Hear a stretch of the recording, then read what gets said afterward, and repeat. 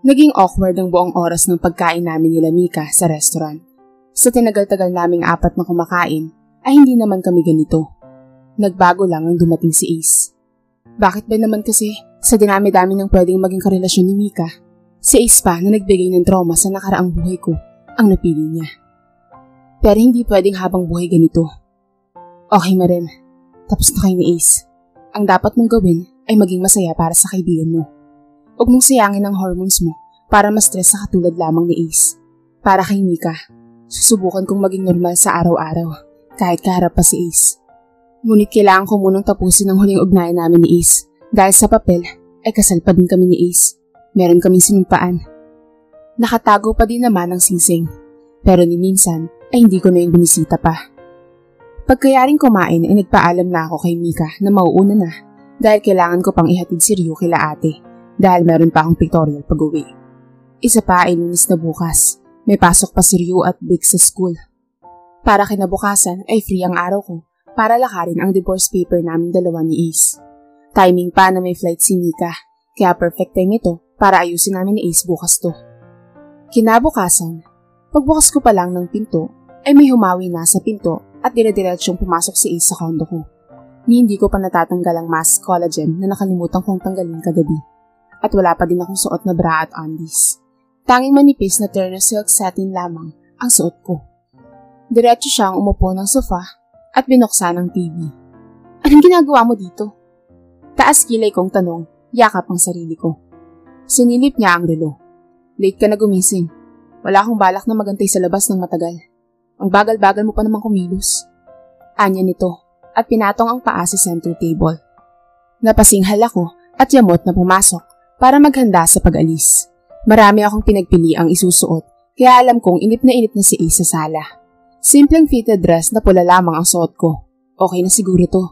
Paglabas ko ng kwarto, ay nadatnan ko siyang nakatayo sa harap ng divider habang tinitignan ang mga picture na nasa frame, na ang laman ay si Ryu at ate.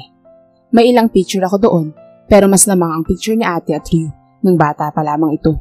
Hindi ko nasubaybayang lumaki si Ryu ng bata pa ito. Kaya nilagay ko sa frame ang mga picture. Napaisip ito, hawak ang frame kaya inagaw ko ang frame at ninilapag.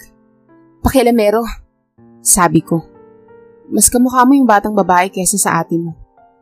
Anya niya, kaya napatingin ako sa baby picture na kaninang tinignan ni Ace. Tama siya, sobrang kamukha ko nga sa Ryu ng baby pa to at magpahanggang ngayon. Mas malakas ang dugo ko kesa kay Ace, pero siguro kung boy version, ay paniguradong kamukha ni Ace. Mabuti na lang at mas kamukha ko ang anak namin, kaya hindi maisip ni Ace na si Ryu ay anak niya rin. You know, gaya ng nababasa ko sa Wattpad at napapanood sa teleserye, kamukha ng lalaki yung baby kaya madali ma-found out na anak niya yung bata. Napatingin siya doon sa umbilical cord na nakalaminate. Natutok doon ang kanyang paningin kung hindi ko pa siya hinilabas ng kondo. Napatingin kami pareho sa kamay kong nakahawak sa kanya kaya agad ko yun na binitawan. Madaling na-process ang annulment dahil sa kakilala nitong attorney. Naka-attend kami ng first hearing at kinabukasan ang last. Magagamit ko na din ang apelyido kong Ramirez. Baka balang araw ay si Mika naman ang gagamit ng Castillo pag naging mag-asawa na sila. Magkasabay kaming umattend ng huling hearing. Hindi ko alam pero mabigat sa pakiramdam ko ang ganito. Kapwa kami tahimik buong oras hanggang sa matapos. Marem, muli kong nadinig ang pagtawag ni Ace sa akin. Simple ko siyang initian. Stay strong sa inyo ni Mika. Nanatili siyang nakatitig sa akin, ngunit hindi na nakasagot pa. May importante pa akong gagawin. Mauna na ako. Paalam ko at mabigat na hakbang na tinungo ang labas upang mag-abang ng taxi. This is Ace Castillo. And this is my very first point of view. Nakaalis na si Marem sa harapan ko. Hindi ko alam kung anong klaseng pakiramdam ang nararamdaman ko ngayon. Pero isa lang ang sigurado ako. Hindi ako masaya. Kinuha ko sa bulsa ko ang singsing na nakakabit sa kwintas para gawing pendant. Suot ko to ng matagal. Ano pang magagawa ko dito? Itatago o itatapon? Malamang itatapon dahil matagal nang wala ang kapares nito. Pero hindi nangangahulugan na dahil wala nang kapares ang singsing na ito ay itatapon ko na din ang kaisa-isang alaala na ugnayan namin ni Marem. Bala ko nang bumalik ng Canada at doon na tumira. Hindi ko na din gustong ipagpatuloy pa ang relasyon namin ni Mika. Ang totoo ay sinubukan kong sumubok muli. Pero ang masaklap na kapalaran ay malapit pang tao sa babaeng minsan ko minahal. Ang akala ko ay matapos ang ilang taon ay wala na ang nararamdaman ko. Pero sa tuwing nakikita ko siya, ay bumabalik lamang ito. Alam kong hindi na pwede. Umaga pa lang, pero parang ubos na ang lakas ko. Inimbitahan ko si Mika para sa dinner date namin mamaya at upang sabihin na rin ang binabala kong pakikipaghiwalay sa kanya at ang pagbalik ko sa ibang bansa. Nakapagluto na ako, Briggs. Puntahan mo si Auntie Marem para makasabay natin siya sa breakfast. Utos ni Mika, suot ang apron. Mommy, nakalimutan mo ba? Anya ni Briggs, hawak ang iPad na prenteng nakaupo sa sofa. Maaga pong umalis si Auntie Marem para dalawin ang baby niyang nasa heaven. Napatingin ako kay Mika at mukhang hindi naman ito nagulat. Ang buong akala ko ay 101% single si Marem at walang anak. Pinatay nito ang gas tube at hinubad ang apron. Oh, talaga? Ay, oo nga pala. Let's go, love. Breakfast na tayo. Simpleng sabi ni Mika, pero agad akong tumayo at naging aligaga. May importante pala akong gagawin. Bawi ako mamayang lunch. Mabilis na smack sa pisngi ang iniwan ko kay Mika at naglakad palabas ng kondo.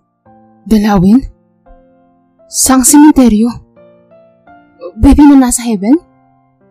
Nagkaroon ba ng bagong karelasyon si Marem pagkayari naming maghiwalay? Sino namang nakabuntis sa kanya? Bakit ganito ang pakiramdam ko? Saan ko siya hanapin? Kinuha ko ang cellphone ko at sinubukan siyang i-track via number. Nagantay ako kung gagana at umasa akong matatagpuan ko siya sa GPS tracker. Habang inaantay ko ang resulta, ay pababa ako ng parking para kunin ang kotse ko. Garden of Olive Cemetery? Halos paliparin ko ang kotseng umaasa na abutan ko siya dun para itanong lahat ng tanong na gusto kong malaman. Hindi naman siguro ako kukutuban ng ganito kung wala lang, hindi ba? Malayo pa lamang ay tanong ko na ang postura ni Marem na nakatayo mula sa lilim ng puno sa harap ng puntod ng taong espesyal sa kanya. Dahan-dahan akong lumapit sa kanya. Mas humihigpit ang paghinga ko na parang nauubusan ng hininga. Huminto ako isang hakbang palapit sa kanya. Lumingon siya sa akin at hindi inaasahan ang pagdating ko. Gulat ang kanyang ekspresyon nang makita ko. Tumingin ako sa lapida sa kanyang harapan pero hinarangan ako nito. Tumabi ka, Marem. Mahina akong utos. Anong ginagawa mo dito? Kasama ba sila Mika? Tanong niya, kaya inis ko siyang binalingan ng tingin. Tumabi ka, Marem. Bakit mo ba tinatago ang lapidang yan sa akin, ha? Sino ba ang batang yan? Tanong ko. Hindi ko alam ang pinagsasabi mo. Madiin ko siyang hinawakan sa magkabila ang braso para alisin sa harapan ko. Marcel Gray Castillo. He died at the day he was born. And it was 6 years ago. Mahinang basa ko. All this time, Marem! Napatras siya sa pagsigaw ko dahil sa halo-halong emosyon. Hindi niya alam ang sasabihin sa akin, kaya mas lalong nadudurog ang puso ko. Ni hindi mo man lang pinaalam sa akin ng tungkol sa pinagbubuntis mo. Eh di sana, may pinaghugutan ako ng lakas ng mga panahong unti-unting gumuguho ang mundo ko. Sumbat ko sa kanya. Napaiwas siya ng tingin at pinahid ng mabilis ang mga luha na pumapatak mula sa kanyang mga mata. Alam kong may pagkukulang ako bilang asawa at ama. Nanghihina akong sabi at unti-unting napapaluhod na sa lupa. Pero hindi sapat na dahilan yun. Para gawin mo to sa akin. Maniwala ka sa hindi. Hinanap kita kung saan-saan nun. Pinatong lang lahat ng koleksyon na meron tayo, Marem. Kaya hindi ko alam kung paano kita hanapin. Pumatak ng sunod-sunod ang mga luha mula sa mga mata ko. Walang araw noon na hindi ko hinanap si Marem dahil nagsisisi ako nang gabing hinayaan ko siyang umalis nang hindi inaayos kung ano mang meron kami. Nagmakaawa ko sa mga magulang mo ituro kung nasan ka. Pero masasakit na salita at sakit ng nakatawan na natanggap ko sa kanila. Dagdag ko nang maalalang mapait na nakaraan noong iniwan ako ni Marem. Gabi-gabi akong lasing at pumupunta sa bahay ng mga magulang ni Marem para hanapin ito. Pero wala akong nakuha kundi sumbat at pananakit ng tatay niya sa akin. Hanggang sa isang araw, nagdesisyon akong ayusin ang sarili ko. Babalik ako at may mukhang ihaharap sa mga magulang ni Marem. Natagalan ang araw na yun, pero wala pa din akong Marem na nahanap. Bumalik ako suot ang magara at disenteng kasuotan. Pero bigo pa din ako malaman kung nasan si Marin. Ang sabi ng mama ni Marin ay nakapag-asawa na ito at hindi na bumalik pa sa bahay nila. Few years ago, sunod-sunod na picture ang natanggap ko nang ipahanap ko si Marin gamit ang pera ko. Ngunit sa bawat litrato na yun ay may kasama siyang lalaki sa mall o restaurant. Kaya pinatigil ko na ang pagpapasunod sa kanya dahil kahit ganun ang nangyari ay masaya pa rin ako para sa kanya. Wala akong alam na buntis pala si Marin nang maghiwalay kami. At ang masaklap pa ay hindi man lang nabigyan ng pagkakataong mabuhay ang bata. Hinayaan ko ang sariling mapahagulgol dahil sa sakit na nararamdaman ko. Oo nga't may pagkakamali ako, pero masyadong mababaw ang ilang buwan para sukuan ako ni Marin. Nagkulang ko ang nawala ng magkasunod. Walang natira kundi ang kapatid kong bata pa. Hindi ako nakapagtapos ng pag-aaral dahil kailangan kong buhayin ng pamilyang bubuuhin sana namin ni Marin nung magkasama. Wala man lang ako nadinig na paliwanag kay Marin. At ganun siya katigas. Walang pusong babae. Baka nga nang mawala ang anak namin ay wala lang sa kanya. Dahil buhay dalaga pa rin siya hanggang ngayon. Patawarin mo si Papa, anak. Matapos akong mahimasmasan, ay pinilit kong tumayo at harapin si Marin na nakayuko lamang at nilalaro ang mga daliri. Ngayon alam ko na kung bakit ito ang plano ng tadhana sa ating dalawa, Marin. Bukas ko ng usapan, kaya nangingilid ang mga mata niyang umangat at tumingin sa akin. Sa dinami-dami ng babae sa mundo, bakit nga ba ang kaibigan mo pang makikilala ko? Nakangisi akong humakbang papalapit sa kanya, kaya napatras siya. Anong ibig mo sabihin? Natataranta niyang tanong. Tumaas ang isang kamay ko upang itulak siya sa balikat, dahilan para siyang mapaupo sa maliit na damo ng sementeryo. Masakit ang pagbaksak niya yun, pero wala na akong pakialam pa. Para ipamukha sa'yo kung gaano ka kawalang kwentang babae, Marin. Nakagat niya ang ibabang labi habang nangingilid ang mga mata. Mika is better than you. She raised a child on her own. Eh ikaw, anong ginawa mo sa buhay mo ng 7 taon? Naghirap ka sa buhay na naibigay ko kaya napagod ka? Hindi na ako magtataka kung pumatol ka sa kung sino-sino. Maabot lang ang gusto mo sa buhay. Gaya ng kung nasan ka ngayon. Napaiwas siya ng tingin. Kita ng dalawang mga mata ko kung paano niya pigain at muntik na bunutin ang mga maliliit na damo. Hindi totoo yan. Mahina niyang sabi, kaya natawa ko. Mayaman na ako ngayon, Marin. Bilyonaryo. Nakangisi kong sabi at yumuko kapantay niya. Hinaplos ng daliri ko ang kanyang pisngi dahilan para siyang mapaiwas. Gusto mo pa bang bumalik sa akin, Marin? Willing naman akong tanggapin kang muli. Tanong ko sa kanya. Pero matalim ang naging titig niya. Hindi ko nagugustuhin pang bumalik pa sa'yo, Ace. Sagot niya at tumayo. Balak niya nang umalis. Brace yourself, Marin. The big one will hit you. Tanging lumabas sa bibig ko nang tuluyan niya na akong iwan. Ilang minuto lang nang makumpirma kong wala na siya. Muling tumulo ang luha ko at dahan-dahan na umupo sa lapida ng anak ko. Marahan kong hinimas ang malamig na batong kanyang may pangalan at picture. Mukhang edit lang ang picture na nandun. Nakangiti ang sanggol na para bang buhay pa din ito. Kamukha ko ang bata. Mapait akong napangiti.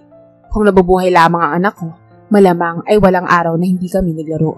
Ako sana ang pinakamasayang lalaki sa buong mundo. Napahiga ako habang yakap ang lapida ni Gray. Pinikit ko ang mga mata at pinadama ang pagmamahal ko sa anak ko kahit pa wala na siya sa mundo. Kung magiging tatay ulit ako, sisiguraduhin kong ibibigay ko sa kanya ang lahat. Nagising ako sa malaking patak ng ulan. Madilim na ang paligid. Hindi ko na namalayan na nakatulog na pala ako. Pinagpag ko ang sarili at tumayo para bumalik na ng kondo. Nakalimutan ko ang naipangako ko kay Mika na babalik ako ng lunch.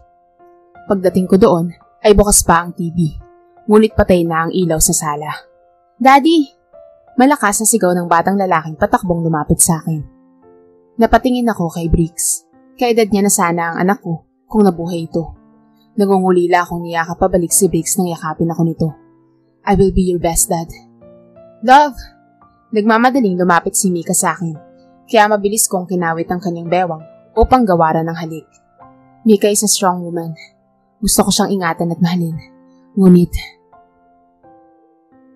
inagaw ni Philip ang iniinom kong alak nang sunod-sunod akong umorder ng alak sa counter at doon na naupo upang magpakalunod sa alak. Sumasabay ang pawis sa aking luha Isa pa. Senyas ko sa bartender. Ngunit kinontra ni Philip. Umupo siya sa tabi ko at tinapik-tapik ang likod ko. Dahil na din sa kalasingan, ay wala na akong pakialam pa kung sino ang makakita sa akin ngayon na umiiyak. Halos 7 taon kong tinis sa sakit dito. Turo ko sa dibdib ko. 7 taon akong hindi umiyak. Pero ngayon, ang sakit. Marem, lasing ka na. Mahinang sabi niya. Hindi ko naman inutusang magpunta si Philip dito. Pero ito siya. Baka kung ano na naman ang sabihin ni Ace sa akin na kung kani-kanino ako pumapatol, samantalang ilang taon ko ng manager si Philip. At ilang taon niya na din akong sinusuyo at nililigawan, pero hindi ko siya pinapayagang maligaw o magpakita ng motibo na meron siyang pag-asa sa akin. Inaalala ko si Mika. Halos parehong-pareho kami ng pinagdadaanan sa buhay. Pero ang taong bubuo sa buhay nila ng anak niya ay ang taong kulang sa buhay namin ng anak ko. Gustong-gusto kong ipagtapat sa kanya na meron pa kaming anak. Pero para saan pat tapos na ang lahat sa aming dalawa. Ayokong iwan niya si Mika para sa amin. At isa pa, nagsinungaling ako kay Mika. At ang hindi ko pagsabi sa kanya ng tungkol sa amin ni Ace. Masyado na magkalayo ang mundo naming dalawa. Okay na kami ni Ryu nang walang Ace sa buhay namin. Hindi totoong wala lang sa akin nang mawala ang isang anak namin. Dahil labis na nadepress ako ng mga araw na yun. Kalahati ng buhay ko ang nawasak nang mawala ang kambal ni Ryu. Pero siguro nga ay tama si Ace. Wala akong kwentang babae. Dahil kahit si Ryu ay hindi ko man lang maipakilala sa lahat na anak ko. Para sa karir mo, Marem, itinago mong may anak ka. Akin na nga yung cellphone mo, Marem. Anya ni Philip. Alam kong ayaw mong ihatid kita sa kondo mo at nirespeto ko kung ano ang gusto mo. Kaya akin na at tatawagan ko si Mika. Anya ni Philip, ngunit umiling ako at nagpatuloy sa paghikbi. Ay, matigas. Ang kulit. May kinuha siya sa sling bag ko at may tinawagan gamit ang kanyang cellphone. Dahil wala naman akong load. Hello? This is Philip Gonzalez. Manager ako ni Marem Castillo. Hello? Did you hear me? Rinig ko ang sabi nito at bumuntong hininga. Nandito siya sa bar. Lasing na ang kaibigan mo. Pwede mo ba siyang sunduin?